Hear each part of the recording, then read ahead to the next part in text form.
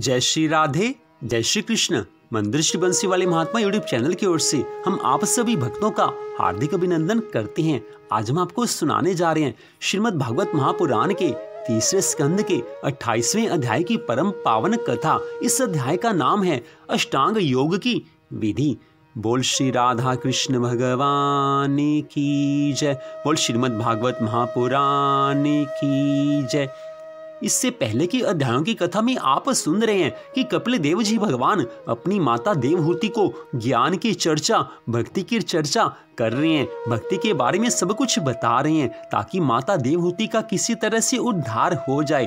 वास्तव में तो उनका एक उद्देश्य यही था कि आने वाले कलयुग में सब लोग भगवान की भक्ति करें। इसलिए ऐसा सुंदर उपदेश श्री कपिल देव जी भगवान आज अपनी माता को दे रहे हैं। आज कपिल भगवान कहने लगे हैं कि हे माता जी, अब मैं आपसे योग का लक्षण बताता हूँ जिसके द्वारा चित्त शुद्ध और प्रसन्न होकर भगवान के मार्ग में लग जाता है। यथाशक्ति शास्त्र हित स्वधर्म का पालन करना तथा शास्त्र के विरुद्ध आचरण का परित्याग करना, भाग्य के अनुसार जो कुछ मिल जाए उसी में संतुष्ट रहना, आत्मज्ञानियों के चरणों की पूजा करना, विषय वासनाओं को बढ़ाने वाले कर्मों से दूर रहना, संसार बंधन से छुड़ाने वाले धर्मों में प्रेम करना, पवित्र और परिमित भोजन करना, निरंतर एकांत और निर्भय स्थान में रहना, मन, वाणी और शरीर से कभी किसी को कष्ट नहीं देना, सत्य बोलना, चोरी ना करना,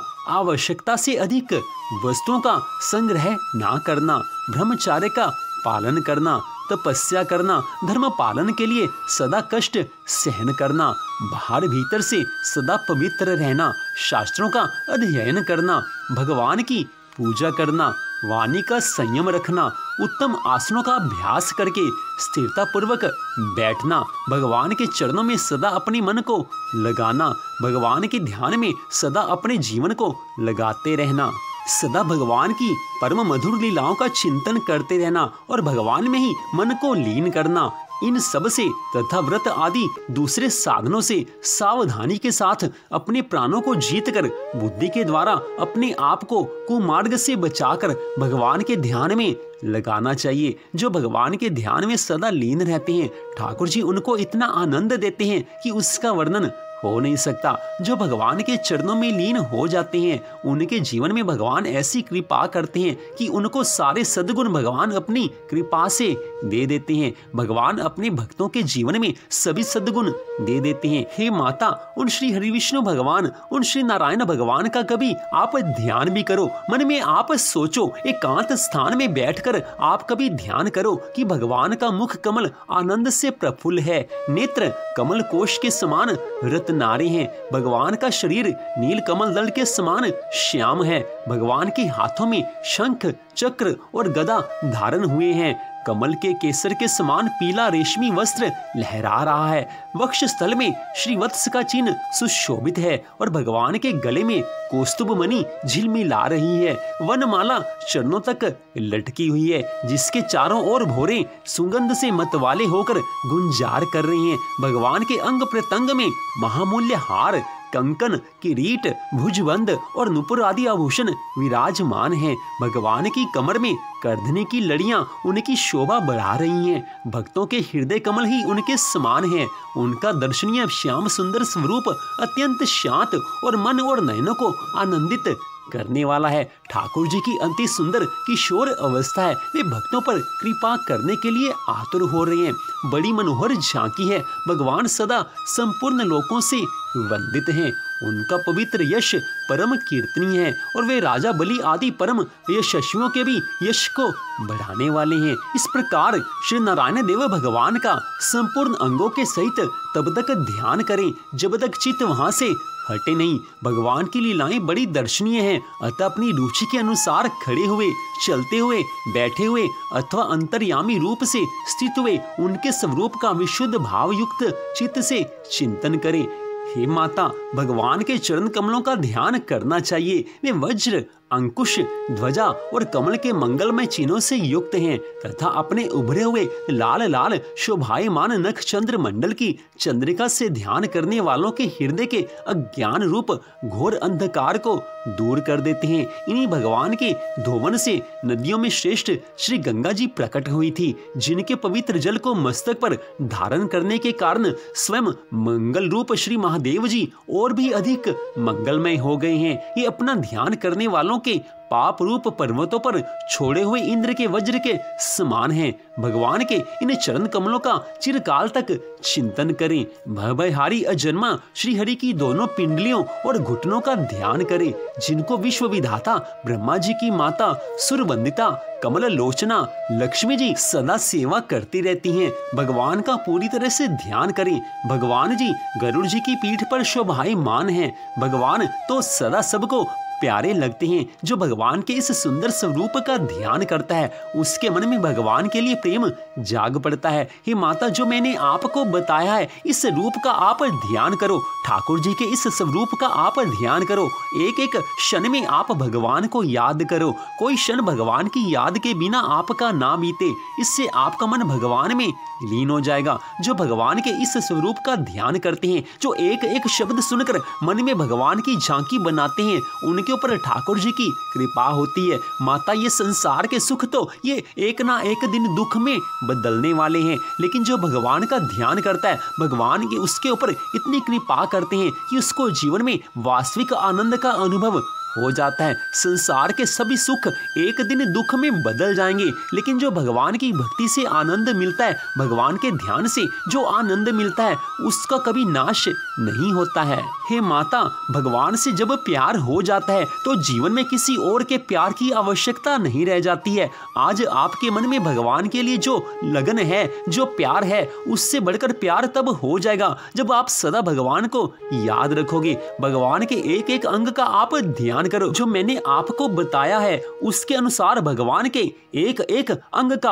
आप ध्यान करो। मन में ठाकुर जी की सुंदर झांकी बनाओ। ठाकुर जी की झांकी मन के अंदर बनेगी तो मन के सभी विषय वासनाओं का एक क्षण में नाश हो जाएगा। जहां पर ठाकुर जी रहते हैं, वहां पर विषय वासना नहीं रह सकती। इसलिए मन में ठाकुर जी की याद को आप बसा लो। जो मन में विषय वासना अनंत जन्मों से समाई हुई है, वो सब एक क्षण में निकल जाएंगी। मन में जो पाप वासना अनंत काल से छिपी हुई है, वो एक क्षण में नष्ट हो जाएगी। जहां पर ठाकुर जी आकर विराजमान हो जाते हैं, वहां पर पाप वासना तो कभी रह ही नहीं पाती। इसलिए बार बार कह रहा हूं कि आप ठाकुर जी की सुंदर झांकी का मन में ध्यान करो। आज आप कह रहे हो कि भगवान में मन नहीं लगता, लेकिन हे मां, जब आप भगवान का इस स्वरूप का ध्यान करोगे तो आपका मन आसानी से भगवान में लग जाएगा। ये तो बड़ा सुंदर उपाय है। जो इस उपाय के अनुसार भगवान की आराधना करते हैं, उनके ऊपर ठाकुर जी की अनंत कृपा होती है। ये सारा जगत जिसको सुंदर लगता है, ये सारा संसार सबको सुंदर लगता है, बड़ी अच्छी बात है। लेकिन थोड़ा सा ध्यान ये करना चाहिए कि ये सारा संसार बहुत सुंदर है। चारों तरफ सुंदरता ठाकुर जी की कृपा से है, तो वो ठाकुर जी कितने सुंदर होंगे। जिन्हें ठाकुर जी ने ये इतना सुंदर संसार बनाया है, वो ठाकुर जी वो परम सुंदर होंगे। उनकी सुंदरता का कोई अंदाजा लगा नहीं सकता। संसार को सुंदर बनाने वाले हमारे ठाकुर जी हैं, वो कितने सुंदर होंगे, कोई इसका वर्णन कर ही नहीं सकता है। भगवान जी कितने सुंदर हैं, उसका वर्णन आज तक कोई कर नहीं सका है और कोई कर भी नहीं सकेगा। जितना कहा जाता है वो तो एक आभास मात्र है भक्त को समझाने के लिए कि ठाकुर जी इतने सुंदर हैं, लेकिन पूरा विवरण, पूरा वर्णन तो कोई आज तक कर नहीं सका है। लेकिन जिसको भगवान के दर्शन हो जाते हैं, वो समझ जाता है कि ठाकुर जी से बढ़कर परम सुंदर और कोई त्रिलोकी में हो नहीं सकता। इसलिए हे माता, बार बार कहा जाता है कि जो भगवान की प्राप्ति करना चाहे, उनको ठाकुर जी के सुंदर स्वरूप का ध्यान करना चाहिए। आज बड़ी सुंदर कथा का वर्णन करते हुए कपिल देव जी भगवान माता देवहूति से कितनी भक्तिमयी, कितनी ज्ञानमयी बातें बता रहे हैं। ठाकुर जी के ध्यान का आज वर्णन बताते हैं कि ठाकुर जी कितने सुंदर हैं, कितने मधुर हैं, कितने मनोहर हैं। जो उनको मन से याद करता है, ठाकुर जी के एक एक अंग का जो ध्यान करता है, उसी का जीवन सफल हो जाता है। भगवान से हमारा प्रेम इसीलिए नहीं होता क्योंकि हम भगवान के बारे में कुछ जानना चाहते नहीं है। हम इतना तो जानते हैं कि ही भगवान है, सर्वशक्तिमान है, लेकिन इससे बढ़कर हम और कुछ भगवान के बारे में जानना नहीं चाहते। हम सब मंदिर में जाते हैं, पूरी श्रद्धा भावना के साथ जाते हैं, कोई श्रद्धा भावना के बिना जाता है। सबकी अपनी अपनी भावना है, जैसी जिसकी भावना है ठाकुर जी उसको वैसा ही फल देते हैं। जिसकी भावना जैसी होगी ठाकुर जी की कृपा भी उस भक्त के ऊपर वैसे ही होगी। हम अपने आप को बड़ा भक्त मानते हैं, हम और आप सब कई बार अपने आप को बड़ा भक्त मानते हैं। हम सोचते हैं, हमारे मन में अहंकार आ जाता है कि मैं भगवान की भक्ति करता हूँ, भगवान की आराधना करता हूँ, भगवान की कथा सुनता हूँ, मैं तीर्थ यात्रा करता हूँ। लेकिन थोड़ा सा ध्यान आप दें, हम थोड़ा सा ध्यान दें तो आप एक उदाहरण से स्पष्ट समझ सकते हैं। बड़ा सुंदर उदाहरण है, 2 मिनट में पता चल जाएगा कि हमें भगवान से कितना प्रेम है। सबको अपने अपने प्रेम का पता चल जाएगा कि हमें भगवान से कितना प्रेम है। अगर प्रेम होगा तो 2 मिनट में आपके सामने आ जाएगा। बड़ा सुंदर उदाहरण है, सच्चा उदाहरण है, आप इसको ध्यान से सुने। हम और आप जब भगवान के मंदिर में जाते हैं, मंदिर में भगवान के दर्शन करते हैं, भगवान को प्रणाम करते हैं, प्रसाद भगवान को भोग लगाते हैं, सब कुछ करते हैं, भगवान की परिक्रमा करते हैं, अपने अपने भाव से भगवान की आराधना करते हैं। लेकिन एक क्षण थोड़ा सा ये सोच कर देखें, जैसे ही हम मंदिर से बाहर आते हैं तो हमसे कोई पूछ ले कि आज भगवान ने, आज ठाकुर जी ने किस रंग के वस्त्र धारण किए हुए थे, तो आप सच बताएं कि आप इसका जवाब दे पाओगे? हम भी ये सोचते हैं कि क्या हम इसका जवाब दे पाएंगे? हम और आप ये सोचें कि हम इसका जवाब दे पाएंगे कि ठाकुर जी ने कौन से रंग के वस्त्र धारण किए हुए थे। हम 2 मिनट पहले भगवान के दर्शन करके बाहर आते हैं, मंदिर से ठाकुर जी के दर्शन करके हम बाहर आते हैं, लेकिन बाहर हमें आकर कोई ये पूछ ले कि आज भगवान ने किस रंग के वस्त्र धारण किए हुए थे। शायद बड़े कम लोग होंगे जो इस बात का उत्तर दे पाएंगे। आप में से जो लोग इस बात का उत्तर देने में समर्थ हैं, मैं उनके चरणों में प्रणाम करता हूं। अगर आपको भगवान की झांकी की, भगवान के दर्शन के बाद आपको पता है कि भगवान ने किस रंग के वस्त्र धारण किए थे, तो मैं आपके चरणों में प्रणाम करता हूं। आपकी बड़ी भक्ति है, भगवान से आपका प्यार है, क्योंकि जिसका भगवान से प्यार होगा उसको ये बात याद रहेगी। लेकिन ऐसे लोग बड़े कम होते हैं, ऐसे भक्त बड़े कम होते हैं, जो हैं उनको बारंबार प्रणाम करता हूं।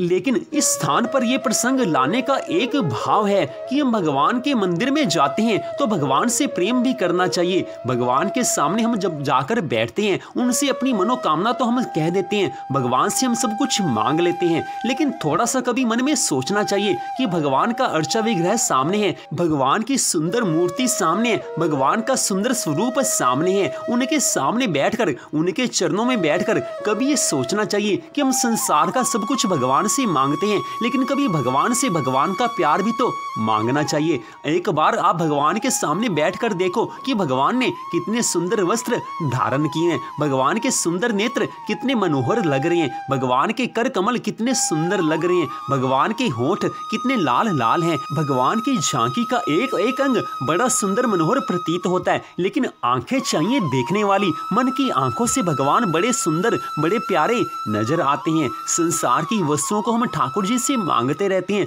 कभी भगवान से ये भी कहना चाहिए कि भगवान जी आप कितने सुंदर हैं, कितने मनोहर हैं, फिर भी मेरा मन आप में क्यों नहीं लगता? कुछ ऐसी कृपा कर दो आज कि आपके चरणों में मेरा प्रेम हो जाए। हे ठाकुर जी, हे मेरे भगवान, अब केवल इतनी कृपा कर दो कि आपके चरणों में मेरा प्रेम हो जाए, आपको प्यार करूं, आपको सदा याद करूं, सदा आपकी झांकी निहारूं, सदा आपको याद करूं। आज इतनी कृपा कर दो। हम भगवान के मंदिर में जब जाते हैं तो भगवान से ऐसी प्रार्थना करनी चाहिए। हम पता नहीं अनगिनत समय से, कितने समय से भगवान के दर्शन करते आ रहे हैं, बार बार मंदिर में जाते हैं, चाहे वो घर के बने मंदिर में हम ठाकुर जी की झांकी निहारते हो या घर से बाहर किसी मंदिर में जाते हो। कभी इस भाव से क्या भगवान की आराधना की है हमने और आपने? क्या कभी इस भाव से भगवान को हमने और आपने कहा है कि भगवान अपना प्यार हमें दे दो? अगर कहा होता तो भगवान कब का अपना प्यार दे देते। जिन्होंने भगवान से इस भाव से प्रार्थना की है उनको बार बार नमन है, उनका मनुष्य जीवन लेना सफल है। अगर आपके दिल में भगवान के लिए इतना प्यार है, आप भगवान से ये सब कुछ कहते हो, तो बड़ी अच्छी बात है, भगवान की कृपा है आपके ऊपर, बड़े सही रास्ते पर आप सब चल रहे हो। लेकिन अगर इस भाव से आप भगवान की प्रार्थना नहीं करते तो हम सबको इस भाव से भगवान की प्रार्थना करनी चाहिए। हमें और आपको भगवान की इसी भाव से प्रार्थना करनी चाहिए, इसी भाव से भगवान के दर्शन करने चाहिए कि हे भगवान, अब सारा जीवन आपकी शरण में चला जाए, आपके चरणों में हमारा सारा जीवन लीन हो जाए, ऐसी कुछ कृपा कर दो। संसार का सब कुछ ठाकुर जी आप दे देते हो, लेकिन आज अपनी भक्ति भी हमें दान में दे दो। हम तो भिखारी हैं, हम तो आपके चरणों के भिखारी हैं, आपके दर के भिखारी हैं। आज इस भिखारी की झोली को अपने प्रेम से भर दो। भगवान से बार बार उनका प्रेम मांगेंगे तो ठाकुर जी कभी ना कभी तो कृपा कर ही देंगे। ठाकुर जी कभी देने में शर्माते नहीं हैं, ठाकुर जी कभी देने में कंजूसी नहीं करते, लेकिन अपना प्रेम केवल उसी को देते हैं जो सच में भगवान से प्रेम करना चाहता है। संसार की वस्तुएं तो भगवान अपने किसी भी भक्त को दे देते हैं, लेकिन अपना प्रेम केवल उसी को देते हैं जो सच्चे मन से, सच्ची भावना से भगवान से प्यार करता हो। जिसके जीवन में एक बात आ जाए कि भगवान के बिना वो रह ना पाए, तो भगवान भी ऐसे भक्त के बिना कभी रह नहीं सकते। मीरा जी उदाहरण है, भगवान के बिना एक क्षण भी उनको चैन नहीं पड़ता था, तो भगवान को भी मीरा जी के बिना एक क्षण भी चैन नहीं पड़ता था। श्री विष्णु पुराण, श्रीमद् भागवत महापुराण, श्री गर्ग संहिता, श्री शिव पुराण, श्री रामचरितमानस, अनेकों ग्रंथ हैं। इन ग्रंथों में ऐसे ऐसे भक्तों की कथाएं आती हैं जिनको सुनकर हमारा जीवन भगवान में लग सकता है। इन सब ग्रंथों में भगवान के ऐसे ऐसे भक्तों की कथाएं आती हैं कि जिनको सुनकर हमारा मन अपने आप भगवान में लीन हो जाता है। इन भक्तों के साथ भगवान ने जो लीलाएं की हैं उनको सुनकर हमारे पूर्व जन्मों के पापों का नाश हो जाता है और उससे हमारा मन शुद्ध हो जाता है। जैसे ही हमारा मन शुद्ध होगा, उसी क्षण ठाकुर जी हमें प्यारे लगने लग जाएंगे। आज हमें भगवान प्यारे नहीं लगते हैं, कारण यही है कि हमारे मन में संसार से प्रेम की विषय वासना अभी तक समाई हुई है। पहले के जन्मों की विषय वासना आज हमारे मन में समाई हुई है। पहले के संस्कार आज हमारे भीतर विद्यमान हैं। उन पूरे संस्कारों को बाहर निकालना है। उन बुरे संस्कारों को बाहर निकालने के लिए, विषय वासना रूपी कलयुग के इस मैल को बाहर निकालने के लिए तो ये श्रीमद् भागवत महापुराण की कथा है। इस कथा को श्रद्धा भावना से सुनते जाएं तो ठाकुर जी कृपा करेंगे। जो भगवान के मंगलमय नामों का संकीर्तन करता है, भगवान के नाम का जाप करता है, भगवान की कथा सुनता है, उसके मन से ये वैर भाव, ये विषय वासना आहिस्ता आहिस्ता करके निकल जाती है। एक क्षण में सब कुछ हो नहीं सकता, लेकिन धीरे धीरे अगर हम भगवान की भक्ति में लीन होते जाएंगे तो उसी मात्रा में ये विषय वासना हमसे अलग होती जाएगी। जो भगवान से जितना प्यार करता है उतनी मात्रा में विषय वासना उसको छोड़ती जाती है। जब भगवान से हमारा पूरा प्यार हो जाएगा तो विषय वासना हमें छोड़कर चली जाएगी। जो ठाकुर जी से प्रेम करता है, माया उसका कुछ नहीं बिगाड़ सकती। माया उसी के पीछे पड़ी रहती है जो ठाकुर जी से प्रेम नहीं करते। थोड़ा सा सोच विचार करके देखिए कि 84 लाख योनियों में सबसे बेहतर मनुष्य की योनि है। इस मनुष्य योनि में भगवान की तरफ चला जा सकता है। तो ठाकुर जी ने हमें मनुष्य का ये शरीर दिया है, कितनी कृपा की है भगवान ने। इससे बढ़कर कृपा उसके बाद भगवान की ये होती है कि हमें श्रीमद् भागवत महापुराण की कथा सुनने का मौका मिल गया। आप कहीं सत्संग में जाते हो तो ठाकुर जी की कृपा समझिए। ठाकुर जी आपको अपना रहे हैं, तभी तो आपको किसी सत्संग में, किसी कथा में, किसी मंदिर में आपको भेज रहे हैं। भगवान के मंदिर में जाना भगवान की भक्ति की पहली सीढ़ी है, लेकिन भगवान की कथा सुनना, भगवान के सत्संग में जाना, भगवान की कथा सुनने जाना, ये उससे बाद की सीढ़ी है। मंदिर में जाना पहली सीढ़ी है, भगवान की कथा सुनना, भगवान का सत्संग सुनना, ये उसके बाद की सीढ़ी है। क्योंकि जब तक भगवान की कथा नहीं सुनेंगे, जब तक भगवान का सत्संग नहीं सुनेंगे, तब तक हमें पता ही नहीं चलेगा कि हमारे जीवन में किस चीज की कमी है, हम कहां पर गलत हैं। भगवान के दर्शन मंदिर में करते हैं, बड़ी अच्छी बात है, सबको मंदिर में जाना चाहिए। सबसे धर्म का पहला लक्षण ही यही है कि भगवान के दर्शन करने चाहिए। जिसको भगवान के दर्शन में आनंद आता है वो समझ लेना कि ठाकुर जी की बड़ी कृपा है उन पर। तो उसके बाद जीवन तो तभी बदलेगा जब हम भगवान की कथा सुनेंगे, भगवान का सत्संग सुनेंगे। जो कथा सुनता है उसको भगवान से प्रेम हो जाता है। बिना कथा सुने कभी किसी का जीवन बदल नहीं सकता है। आज सब लोग भोग विलास के पीछे दीवाने हो रहे हैं। कोई धन के पीछे भाग रहा है, कोई दौलत के पीछे भाग रहा है, कोई विषय वासना के पीछे भाग रहा है। ये भाग दौड़ चलती रहेगी।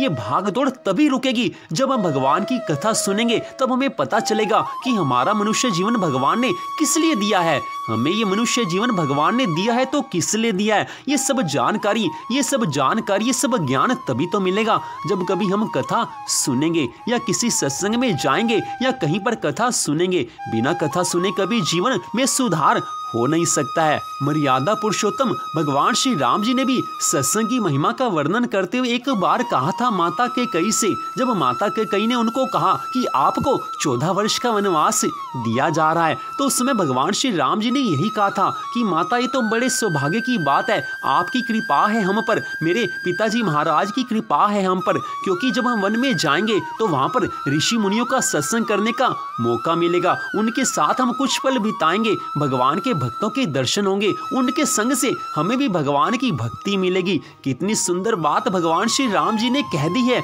स्वयं भगवान होते हुए, सारी सृष्टि के मालिक होते हुए भी केवल सत्संग की महत्ता को बढ़ाने के लिए, सत्संग की महत्ता को सबको दर्शाने के लिए आज भगवान श्री राम जी ने कह दिया कि हे माता, वन में ऋषि मुनियों के दर्शन होंगे, उनका सत्संग करने का सौभाग्य मिलेगा। ये तो बड़ी अच्छी बात है। मैं 14 वर्ष तो क्या, जितना समय आप कहेंगे वन में रहने को तैयार हूं। जो बात भगवान श्री राम जी ने कही थी, आज उसी बात को कपिल देव जी भगवान माता देवहूति से कह रहे हैं कि सत्संग की महिमा अनंत है, कथा की महिमा अनंत है। आज कपिल देव जी भगवान माता देवहूति को वही कथा ही तो सुना रहे हैं।